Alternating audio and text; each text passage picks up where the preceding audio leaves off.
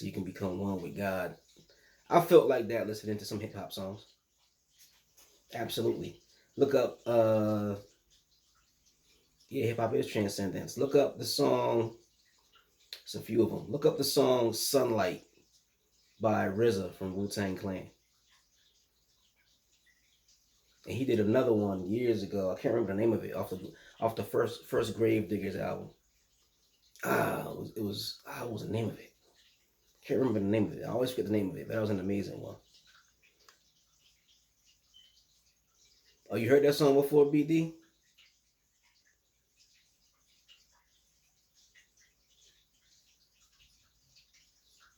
You like Wu Tang, huh? Yeah, that's my favorite. My Nas is my favorite solo artist, and Wu Tang is my favorite group. So I was a teenager in the '90s. That's pretty obvious. Old school, yeah, real old school. I keep forgetting that people say I'm old school now. I'm 41, and I was calling all the 41-year-olds back in the day old school. Yeah, the present is so precious, and the thing about it is, it's the only thing we got, and we forget about how important it is. Ashwin, we forget how important it is, and we ain't got nothing else. That's all we got is right now. You don't get tomorrow. You can't experience tomorrow. You can only experience today. KRS One, yep, yep. I'm a big KRS One fan. KRS One did a song called Meta Historical. Great, one of the greatest hip hop songs ever written. Nas my okay, okay. Songs with a message, exactly. And I was talking about the Sufis last week, favorite diva, and a lot of the stuff that they were talking about, and the Five Percenters, the Wu Tang Clan, Nas, all that stuff, Nation of Islam. A lot of that ties back to the Sufi stuff that I was talking about last week. That's why I think that's a big part of the reason why when I started studying the Sufis and stuff, I felt right at home. I was like, well, I've been listening to this my whole life. When they started talking about the God within and all that kind of stuff, and God being the only reality, that stuff we've been listening to for years and years and years. So when I started listening or reading the Sufi poets, I was like, yo, I already been here. This feels like home. Yep, it felt like home.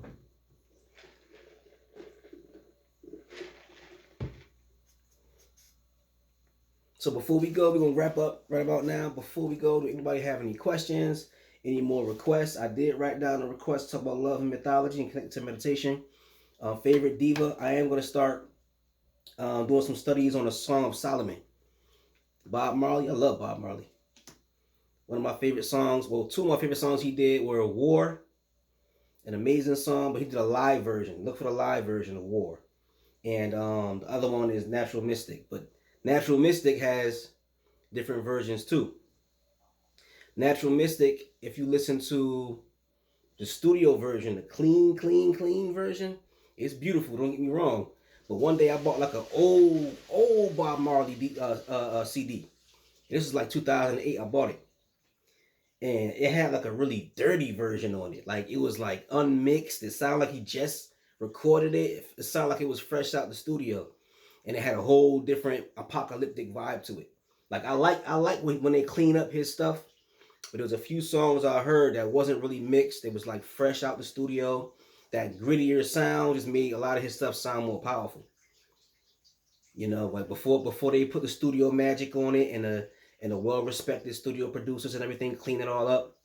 But that old Natural Mystic one that sounds spooky. I'm gonna see if I can find it. If I can find it, I'm gonna play it next week. But I gotta find it though, because that's rare. Yeah, you gotta check that one out, favorite diva. Got to. See if you can find like I think it's the earlier one, the earliest one he did, Natural Mystic. It sounds crazy. And you can hear somebody singing in the background like, "Whoa, there's a natural mystic flowing in the air." And you hear people in the background like doing the ad libs and like singing, but like it's like different, very different from the polished version that everybody hears. This one is way like more spooky. It's beautiful though, and like kind of scary a little bit because Bob Marley, he was a Rastafarian brother.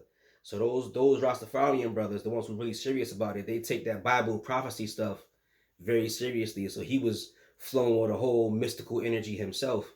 He was talking about some stuff, and then they don't play with the scriptures.